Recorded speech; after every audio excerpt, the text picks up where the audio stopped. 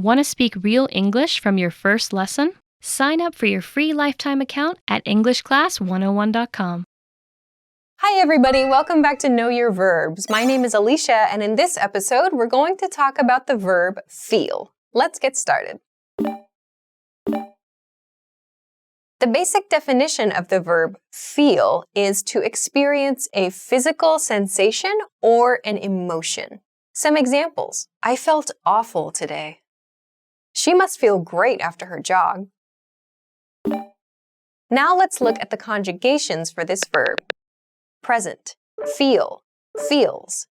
Past, felt. Past participle, felt. Progressive, feeling. So now let's talk about some additional meanings for this verb. The first additional meaning is to use the sense of touch to understand the characteristics of something. Some examples. Feel this fabric, it's so soft. The doctor felt the patient's forehead. So these examples show us that someone is using their sense of touch to understand the characteristics or the features or the situation in some way. In the first example sentence, it's a command, feel this fabric. In other words, touch this fabric. Come understand the way this fabric feels by touching it. So to feel something in this way, you're trying to get an understanding of that material. So you use your sense of touch. In the second example sentence, the doctor felt the patient's forehead. It refers to a doctor placing his or her hand on the patient's forehead to understand the patient's temperature or maybe some other condition of the patient. So it's touching in order to understand something. The second additional meaning is to seem, to seem. Let's look at some examples. This doesn't feel right. It feels like summer. So this use of feel doesn't refer to an actual physical sensation. It doesn't refer to touching something. Actually, we use it in the way we would use the word seem. So we are using feel and seem to mean something that's maybe similar to something else, or something that we get kind of an impression of, but we can't always confirm. So let's look at the examples then. This doesn't feel right. This doesn't feel right. So here we could replace feel with seem. So we use this expression when we're in a situation where something seems strange or maybe negative or dangerous. This doesn't feel right. So this doesn't seem right is the meaning. So it seems like something might not be good or might not be correct in the situation. So there's no physical sensation there. It's just kind of our thinking, just our opinion. In the second example sentence, there's not necessarily a physical sensation. When we say it feels like summer, we can talk about perhaps the surrounding area there. Maybe there's a festival, or there are lots of people out, or it's a hot day, but it's not actually summer. So it feels like it's not necessarily just a temperature statement. It's just kind of a general experience-related statement. So today feels like summer. Overall, the experience is similar to summer here. The next additional meaning is to have sympathy or understanding for someone. Examples. She really feels for her roommate. He lost his job. I feel you. Don't worry. We'll fix this problem.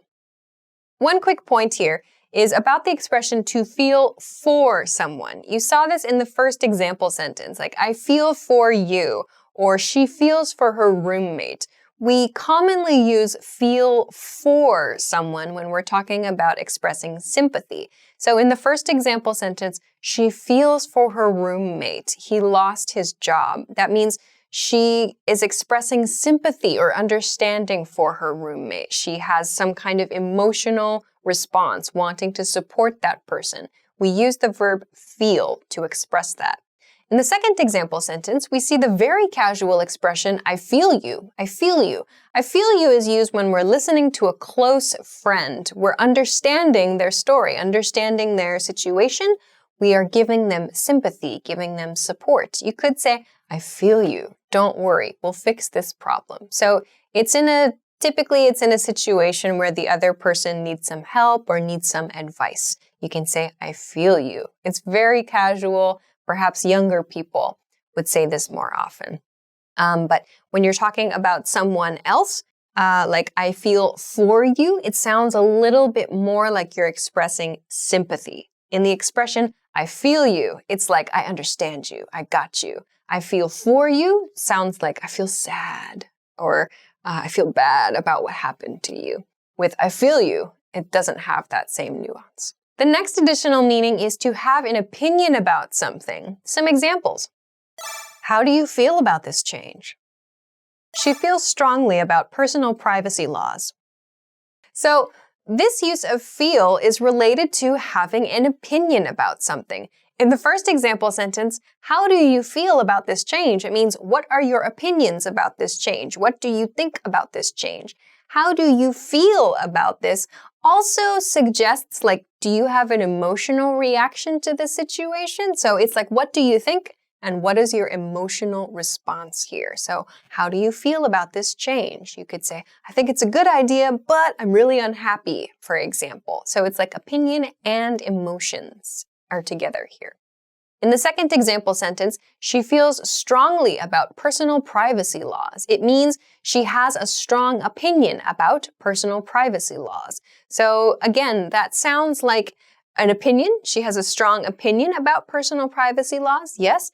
And maybe there's some kind of emotional component. There's like a part of her opinion that is also related to an emotional reaction. So feel, used in this way for opinions, is like, yes, there's a thought, an opinion, and an emotion combined here. So we can use the word feel to describe that. Let's move along to some variations with this verb. The first variation is to feel out. To feel out or to feel something out means to try to understand something without being direct, like without directly asking a question. Let's look at some examples. When you meet with management, see if you can feel out how things might change next year. She's feeling out the situation before making any big decisions. So both of these example sentences use feel out to mean try to get information in an indirect way. In the first example sentence, it's about meeting with management. So the person who is going to the meeting is going to try to get information about something, like changes in the following year, but they're not going to ask direct questions. We know this because the expression feel out is used. So try to feel out means try to just kind of gently gather information. Instead of saying, what are the plans for next year? Maybe you ask very indirect questions, or you take notes carefully, or you listen carefully to small things people say that give you hints about the situation. So to feel out means not to be direct, but to try to gather information. In the second example sentence, she's feeling things out before making any big decisions.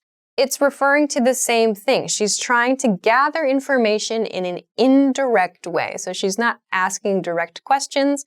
She's just trying to kind of quietly get the information she needs before she makes a big decision. So to feel something out means to take this indirect approach to information gathering. So the next variation is the expression to feel somebody up, to feel somebody up. This means to touch someone in an intimate way.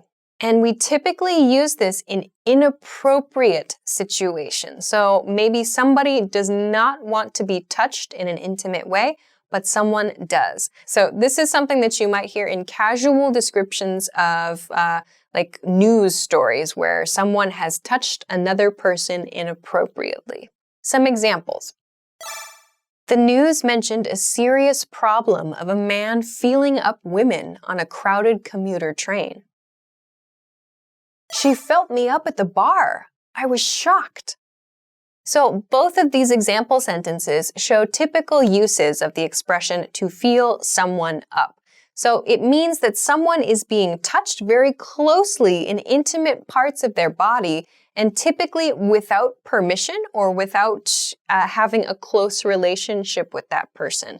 So it's often a stranger or someone you do not expect who touches inappropriately. So in the first example sentence, it's like it's a strange man who who touches inappropriately women on a commuter train. In the second example sentence, it's a woman who touches someone inappropriately at a bar. We see, I was shocked in the second example sentence. So this shows that the behavior was inappropriate. The behavior was unexpected and inappropriate.